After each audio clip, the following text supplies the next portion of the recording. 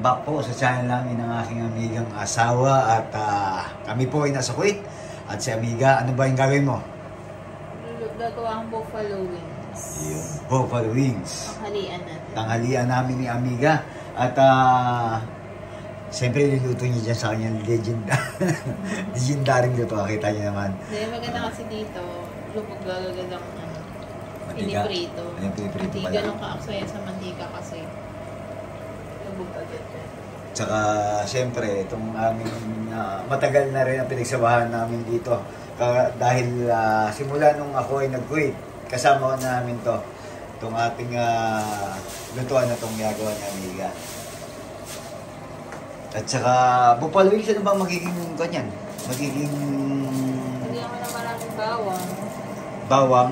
Tapos meron tayo dito tomato paste. Tsaka ketchup. Tapos lagyan pa natin sa hindi ko siya lalagyan ng sili. Sa'yo na lang yung lagyan mo. Kasi medyo babawal tayo ngayon sa Sa manghang. Sige. At ito yung ating tanghalian ngayong 2025, buffalo wings. Unang luto ni amiga ng buffalo wings. Kasi nga, kaya sinabi kong unang luto ni amiga ng buffalo wings. Yan, amigo at amiga, ang paborito ni amiga. Ang wings nga. At lagi niyang ginagawa yung buffalo wings na yan. Kaya unang luto sa 2025 ng buffalo wings si amiga. Panoorin natin mga amigo at amiga at kahit tayo. Ito na yung first batch ni amiga. Ito yung second batch na yan.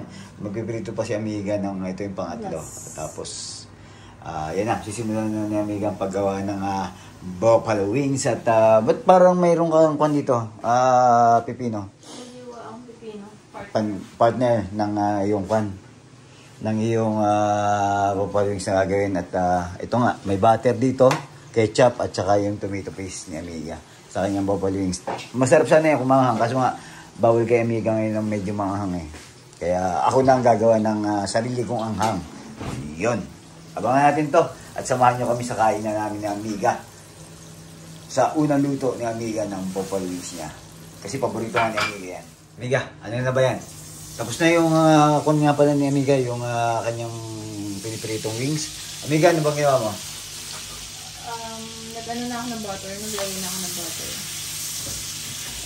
So, gigisa na natin yung sauce. Ayun. Bali, sinisimulan na ni amiga. Dati, nung nagluluto si amiga niyan, talagang manghang paborito namin. Na-vlog na rin naman natin. Kaya nga, sabi ko nga, yung paborito mo yung buffalo wings. Unang pagluluto mo ng buffalo wings ngayong 2025. At maraming beses pa yan na gagawin ni amiga. Gusto natin kainin ito. Oo. Dati nga, nagkakaroon kami, mas marami pa dyan. Talagang ginagawa namin ni amiga pag gaganyan. Talagang masarap siyang papakin eh. Pero ngayon, si amiga, kakain ka ba kanin? Konti. Konti lang daw. Konti lang. Yun ang sabi niya. At partner natin ng pipino. Masarap yan. Pipino, pantanggal, pangkontra. Ayun. Haluin natin to. At sasama namin kayo ng amiga sa aming kainan mamaya. Papakita lang naman namin. Hindi naman namin kung paano namin kainin ni amiga at ubusin ang buffalo wings na yan ng ganito karami. Kundi pa nga yan eh. Amiga, ano ba yan? Lagay ko na itong tomato paste. Sobra ko lang ito nung nagluto ako. Kaya ilalagay na natin ito lahat. Siguro magkakanegosyo kami ng amiga sa Pilipinas. Magkakaroon tayo ng puro wings. Yung eat all you can wings. Like, pwede natin pangalan Lord of the Wings. Parang meron na yata. Meron na ba yung Lord of the Wings? O kaya, ano ba bang maganda? Don Guido Wings. Ayun, parang anghel na anghel ang dating din. Parang napakabait ko sa sinabi mo yan. May wings ako. Ayun. At amiga, ang kasunod ba ng tomato paste mo? Anong kasunod niyan? Dire-diretso na ba yan? Sa ketchup. Yun lang naman, no? Simple-simple lang. Kasi si amiga, lahat ng paborito ko, dapat alam niya rin. At ang paborito niya, Siyempre. Alam mo ba? Alam ko rin. Kaya, paborito ko yan si Amiga. So, siyempre, mayroon tayong paminta. Yun ang kanya. Nagdala dyan yung paminta. Hindi ko siya lalagyan ng sili, ha? Huwag mo na lagyan ng sili at baka maglabas-pasok ka sa CR mamaya. Alam mo naman. Sa konting toyo. Sabi ni Doc, bawal. Kasi nga, yung unang natin, tawag ito, medyo pinagbawal din sa kanya ni Doc eh. Kasi alam niyo, nung unang namin ni Amiga, unang video namin ng 2025, nagpa-check out na kami, isa sa pinagbawal muna yung medyo may anghang. Kasi nga sa acid ko. No, sa acid din, kaya... Kasi pina-check up ko din yung sa acid. Kaya swerte kami nga ni Amiga, sabi ko nga, may insurance yung mga kumpanya namin, kaya medyo mura lang ang aming pagpapacheck up dito sa Kuwait. At may konting asukal ba yan, Amiga? Ayun, may konting asukal, brown sugar. At kami ni Amiga, hindi rin nawawala yung brown sugar namin dito sa kusina kasi nga kasama ni Amiga rin niya sa pagluluto. Pero hindi namin siya nilalagay sa mga kape-kape. At ang ginagawa namin ni Amiga, ang kape namin, ano nilalagay mo sa sugar ko, Amiga? Yung sa kape ka, black coffee. Splenda lang kami ni Amiga. Kasi pagka nagkakaedad na, alam na, medyo nagbabawas na, medyo pigil-pigil ng konti. Hindi ko sinasabing bawal, pigil-pigil lang. Hindi ko sinasabing, kasi mga matigas ang ulo ko. Lahat ng bawal, kinakain ko pa rin naman. Siyempre.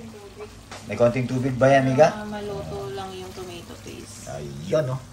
Kita niyo itong lagayan nating legendary na lutuan na yan. Simula, ilang years na ako sa Kuwait? 12 years. Siguro 11 years yan.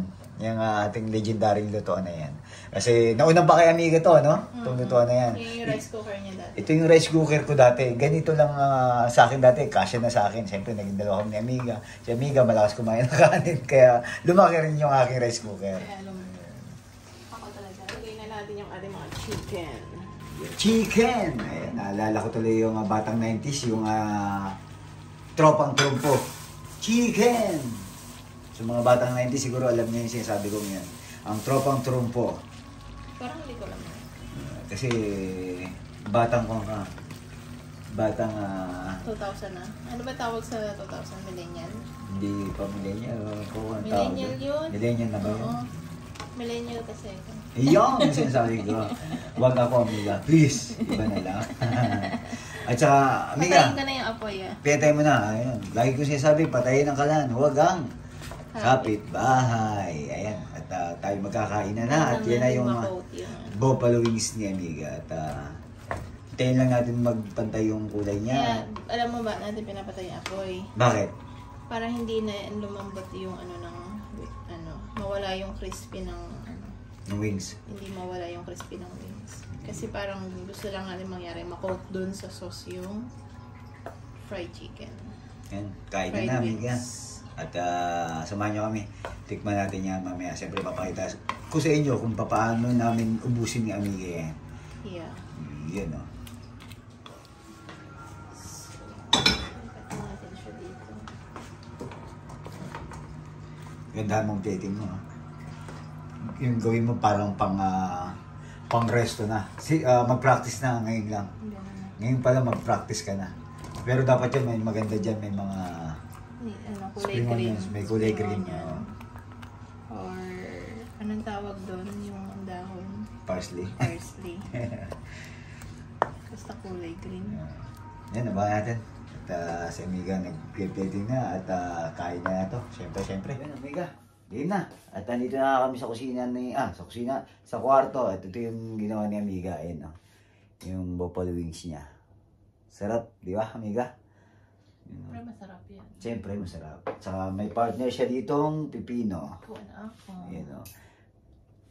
Kahit tayo, samahan niyo kami mga amiga at amiga. Yung, sabi ko nga, kanina, unang pagluluto ni Amiga ng buffalo wings. Kasi nga, hilig niya yung buffalo wings. Naging hilig ko na rin kasi hilig niya Amiga. Kaya, ganun na rin tayo. Ano, Amiga? Kuha natin. Ito ang ating buffalo wings. Lapit Ito, sabi ko nga sa kanila kanina, kumbaga parang konti pa yan eh. Pero pagka kinain natin ito dati, Kumbaga wala tayong kanin, no? Tinapay lang talaga ang partner niya. Tikman natin. May ganun bang lasa ng luto mo? Siyempre, bukod sa masarap. Masarap na masarap. Bukod sa masarap eh. Masarap na masarap. Crunchy pa rin. Di ba? Hindi ka naglagay ng ano mo? Ng pampaanghang mo? Hindi na. Hindi na, okay na sa'yo? Oo na. Sasamahan mo na ako sa ano, paghihirap. Hindi, gagawin ko niya. Mahilig din ako sa maanghang pero bawal sa akin ngayon eh. Ayoko mag-suffer kasi ako nahihirapan pagka... Lagyan ko ng chili flakes, Mega. Yung sa'yo? Ito yung kanin ko na. Buksan mo nga. Parang mas okay pag chili powder yata. May chili powder ko ba yan? Mas kakape. Doon nasa kusina yata. Hindi ako yung chili flakes. Ito mo napunta ako sa niya.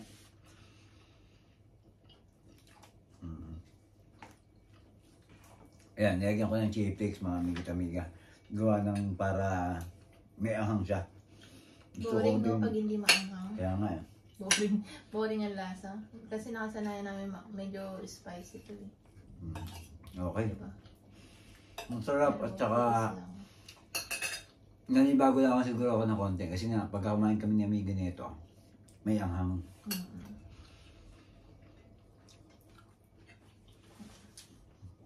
Pwede naman ano, pero dahil ngayon bago pa lang, nakakaano ko pa lang, habang nagagamot. Hindi naman sa totally ano, kain ng maanghang pero hindi madalas na lang. Kasi dati araw-araw maanghang kinakain ko, lagi rin ang may sili. May kami sa sili, no? Babawasan ko na, hindi na araw-araw. Saka hindi na sobrang anghang. Kasi ang hirap. Yung sa asid ni amiga. Kasi nasid ako, 3 araw yon hindi ako makakain. Lahat ng kinakain ko, nilalabas ko lang.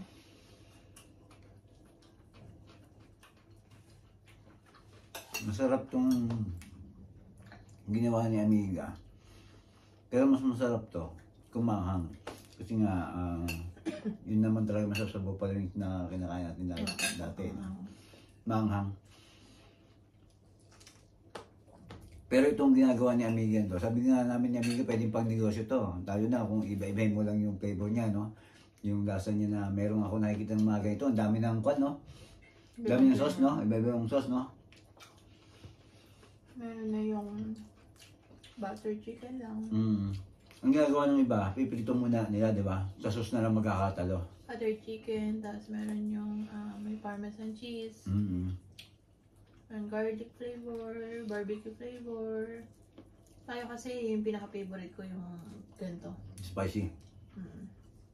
Kumbaga parang, anong kwan to? Parang barbecue to. Parang barbecue flavor to kasi nga, ketchup, toyo. Yan lang naman ang kwan ng barbecue. Tapos may garlic ang nilagay dyan. Tapos... Mula dati, parang yun yung naging authentic flavor na tinatawag na buffalo wings. Ito na, mapanood din namin na amiga to. Kala ko, bakit tinawag na buffalo wings yan, amiga? Ano? Lugar pala yun sa Amerika, yung buffalo na yan. Kung bakit naging buffalo wings ang tawag yan. Kala ko dati, ba't buffalo? Ay, wings naman yan. Chicken naman yan. Buffalo, yung buffalo talaga na family ng baka. Pero yung pala yun, yung napanood ko. Parang kwan yan, yung kinain natin ng nakaraan, pansit bato, akala natin bato lang sila kung tawagin. Lugar din. Lugar din pala yun sa Bicol, no? Bicol ba, tama? Yung pansit bato. Ganon din ang kwento pala ng buffalo wings. Sabi nga, ba't tinawag na buffalo wings yan? Alam ko na, kung kayo na ko napanood. Nagpaliwanag niyan si Kwan. Sino? Si Chef Arby. Talaga? Kasi nagluto rin siya niyan. Namin ganyan. Nagtaka rin daw siya kung bakit tinawag na buffalo wings. Oo, sinerch niya talaga. Tapos yun nga, lugar sa Amerika yan. Sa New York? Talaga? Tanda mo, nung nanggaling ka doon? Yung isang araw? Nung isang araw, nung sa Nag-pass by lang ako na. Balik ulit dito sa Kuwait. Ay, tapos ginising kita, panaginip pala. Nasa Kuwait ka pa rin. Kaya mga ka-OFW, mga amigo't amiga, yung mga bago sa channel namin, andito kami ni Amigo sa Kuwait at Buhay Kuwait nga itong ating channel, Buhay OFW. At Sana panoorin nyo kami at lagi nyo kami subaybayan kami ni Amiga sa aming mga ginagawa. Sa aming, kasi, kaya medyo iba yung channel namin ni Amiga, kung mapapansin nyo. Minsan hindi kami kumukuha sa labas. Kasi nga, baka, minsan kasi, alam niyo dito sa Middle East, medyo sensitive and hindi yung bawal. Kumbaga parang baka mamaya mayroon tayong makunan na hindi ayaw nila, magalit or siyempre Kasi iba kasi madalas mangyari na dito. Na nasasama sa video sila or yung mga anak nila nagrereklamo. Parang pinapakulong, ganyan. Pero sana na deport. Pero pinipilit naman namin makakuha sa iba pero paputol-putol at hanggat maaari hindi kami makuha ng ibang mga ibang alam naman natin baka magalit, di ba? Muslim country kasi to. Tayo mag-adjust. Gusto sana namin makatulong ni Amiga yung mga aksidenteng yung mga bawal na mga pag-ibig. Mauna namin ni Amiga. Tsaka makita nyo, uy, asawa ko yan. Hindi, joke lang.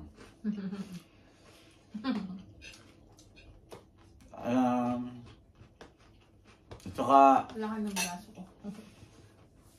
itong aming ginagawan to, nag-i-enjoy kasi kami ni Amiga. Ayan, pakawa na ako. Nag-i-enjoy kasi kami ni Amiga at saka... Baka nagsasawa na sila. Laging dito na lang sa kwarto yung vlog nila. Ganun naman talaga, kainan lang naman talaga lagi ang namin ni Amiga at saka yung mga kwento, mga... Minsan, may mga payo tayo at saka yung mga kasama natin mga nakapag-invest na, di ba? Inspirasyon lang. Ganito lang kasi yung buhay natin. Trabaho, bahay, kain, luto. Minsan lalabas, mag-grocery, gano'n lang po kasi. Talaga. Tsaka ang pinakamasarap kasi dito, hindi lang isang OFW ka. Matagal na rin kami, 12 years na kami dito sa Kuwait. Si Amiga, yung taon na. 8 years sa Kuwait. Magna 9 years na. Yung mga unang taon namin, 2 taon, lalo na ako, kumbaga parang, alam niyo, pagkabuhay OFW at nung kailan nakapagpuan sa ibang bansa, galing na rin ako ibang bansa, pero siyempre pagka medyo hindi ka pa, sabi natin na, hindi ka pa mature, iba yung galawan iba rin yung naging sistema ko. Hindi ka pa nagbablog nun kaya? Hindi pa ako nagbablog nun, kumbaga siyempre nagsawa na tayo sa, yung may tayo sa party dito sa abroad, alam niyo yan, sa mga buhay OFW, party. Dati, kada birthday niya may party. Laging gusto ko may tao. Lalo na ako. May bisita. Kasi may nagluluto na. Tsaka yung mga baka nasa video naman yun, di ba? Yung mauna naming video, yung kahit i-upload mo ba yun? Na-upload ko. Yung mga video ng mga dati, birthday. Yung mga birthday, kahit nga Halloween party, ginagawa naming, nagpa-party kami ng Amiga, may mga kami. Yung may mga sayawan, may mga contest pa rin kami, di ba? Kung sino pinakamagaling yung party yun. Pero siyempre, habang kakadid ka pala, meron na tayo siyempre pina-priority na natin yung, sabi nga natin, yung minsan, yung pahinga, peace of mind mo, at saka yung siyempre, pag OFW ka, alam naman natin na intindihan natin yung iba, na may kanya-kanya tayong gusto sa buhay, di ba? Kung parang, magpapahinga na lang tayo, at saka meron tayong dapat unahin, di ba? Mga ganun naman talaga dapat kumbaga, nag-iiba talaga yung mindset mo. No? Hindi ko alam yung sa iba. Ito yung sa amin kasi ganito nag-iba yung mindset namin ni Amiga na... Kasi dati, nung bago lang kami dito, kada day off namin lumalabas kami. Punta kami ng mall, kain sa labas, kahit ng restaurant yan, kahit mahal yan. Tapos, hindi pwedeng, wala kaming mabibili, no? Bili ng ganito, bili ng ganyan. Kain sa restaurant, hindi kami masyado nagluluto. Laging kain sa labas. Pero hindi pala pwedeng ganun. Mag-iiba yan, lalo na pagkadating sa, paano tayo sa Pilipinas? Baga masasabi namin na yung first 3 years namin dito sa Kuwait is parang naging happy-go-lucky kami. Na masasabi ko na parang lahat ng restaurant dati dito parang nakainan namin. Kasi kada day off namin yun, iba-ibang restaurant kinakainan namin, tinatry namin. Dahil sa mahilig siyang kumain, ako din. So parang tinatry namin lahat ng mga restaurant. Lalo na kasi, yung ibang restaurant, mayroon din naman tayong discount. So parang okay lang sa amin, may 30% discount. Yung kanya-kanya namin ni Amiga, may discount yan, hindi naman Kasi parang dahil nga nasa malaking kumpanya kami, yung parang hawak din siya nung company namin, yung restaurant na yun. So may discount din kami. Dahil hindi rin ganun kaya kayo binabayaran namin ni Amiga. So kaya hindi namin tinitingnan kahit mahal pa yung pagkain na yan, basta gusto namin. Kasi alam namin may 30% discount naman. Pero, nagbabago yun. Minsan paano yan tayo hanggang inis namin sa Pilipinas, hindi pwedeng ganito lang. Hindi pala pwedeng ganun. At saka, nung una abroad ko dito, unang taon, naging siyempre medyo medyo bata ka, agresibo ka, medyo mainitin ang ulo mo. Hindi rin pwedeng ganun din. Na siyempre, habang nagtatagal, inuuna mo na yung iisipin mo bago ka mag-isip ka muna ng ilang beses na alagaan mo yung trabaho mo, alagaan mo yung, kumbaga parang kaya ka na dito dahil sa pangarap mo na. At saka kailangan may goal ka kasi. Di ba? Saka lahat naman tayong OFW, dapat natututo tayo. Di ba? Hindi pa pwedeng unang alam natin may pera sa abroad. Malaki ang pera sa abroad. Pero dapat meron tayong gusto. At meron tayong priority. Meron tayong gusto sa buhay na pangarap. At lahat yan makakamit na natin. Lahat yan makakamit natin. At lahat yan matutupad. Dahil yan ang gusto natin. Kung ano yung nasa isip natin, ganoon lang naman eh. Dapat sabi nga, kung ano yung nasa isip mo, gawin mo lang basta nasa tama. Huwag kang mainip, gawin talaga, nasa proseso ka lang, huwag kang papadala sa tukso, at saka lahat ng bagay naman may dahilan. Pag may nawala, may kapalit. Kumbaga parang lahat, basta sa akin ni Amiga, laging ganun ang iniisip namin. Pag may nawala, may kapalit, may dahilan. Lahat ng bagay na nangyayari. Tama, Amiga? Ayun. Pag hindi mo nakuha yung gusto mo, tapos bigla-bigla mo lang marirealize na kaya pala hindi natuloy ito, kaya pala hindi nangyari, kaya pala hindi pinagkaloob ni God. Kasi ito yung plano talaga. Pinatatag ka lang. Kumbaga, meron pa palang much better dun sa pinaplano mo. Meron pa palang much better na ibibigay si God maliban dun sa gusto mo. Tsaka, minsan marirealize mo din, kaya pala hindi natuloy ito kasi mapapahamak tayo dito or mahirapan tayo dito. So, yun pala yung plan ni God. Kaya, hindi niya pinagkaloob yun. So, parang, like everyday, maging thankful tayo sa nangyayari. Tama. Tsaka, kumbaga minsan kasi, ang nangyayari kasi sa atin, kumbaga pagka may dumating na problema, huwag na natin, kumbaga parang isipin na natin pagsubok yun.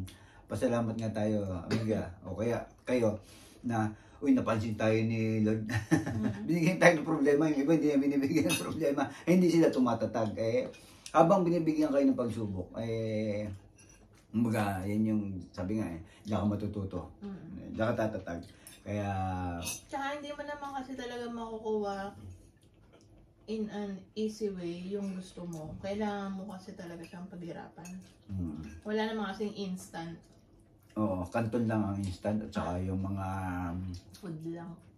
Mga pagkain lang. Pagkain lang may instant. Lahat yan, kumbaga sabi nga, walang elevator ng success. Kumbaga parang lahat yan paghihirapan natin. Walang elevator sa success. Lahat yan kailangan mong dumaan ng hagdan. Kailangan mong daanan, magsikap, magtrabaho, at saka tiyaga lang muna. Lagi nga nating isipin na pag may tiyaga, sabi nga, may nilaga. Kaya ngayon, tiyaga-tiyaga muna. Darating yung oras na magiging okay ang lahat. Basta, importante, lagi ka sa tama. Yun lang. At saka, nag-enjoy ka. At saka, dapat ang importante kasi, Amiga, yung sa amin ni Amiga, nakapag-bakasyon kami sa Pinas ng taon-taon. Tama, Amiga? Para kaming, tawag doon? para kami nare-refresh lagi at saka nakakapagpahinga. Yun naman ang importante, yung nakapagbakasyon tayo at saka yung pangarap natin, konti-unti nating matupad. Kumbaga kami nga ni Amiga, kada ko namin may project kami. At itong project namin na ulit, itong 2025, sana ay matupad. At magkaroon tayo ng Amiga ng coming decision sa lahat ng gagawin natin. Tama? Okay. At saka yung nangyari sa amin ng 2024, may in-upload kami dyan, yung bagong upload. Panoorin nyo rin mga Amiga. Parang karugtong lang nito. Di ba? Ng ganitong kwentuhan, di ba? Yeah. Yung magandang nangyari sa atin, nag-vacation nga tayo, na turnover nga yung bahay natin ng 2025 at ng 2024 at saka lahat ng nangyari sa atin maganda. Salamat sa lahat. At enjoy lang. Yun lang naman. Amiga, baka mahaba na rin ng ating video. Parang karugtong lang ito yung nakaraan, ha? Mahaba ng video mo. Paano ka na? At may sasabihin ka ba ba? Wala na. Papakita namin sa inyo yung... Patapos na ako. Papakita namin sa inyo ni Amiga kung ano yung nangyari. Patay ka na, Amiga. At para pa na. At respeto sa bawat isa. Sabi nyo itong ginawa ni Amiga. Sabay meron tayong pepino.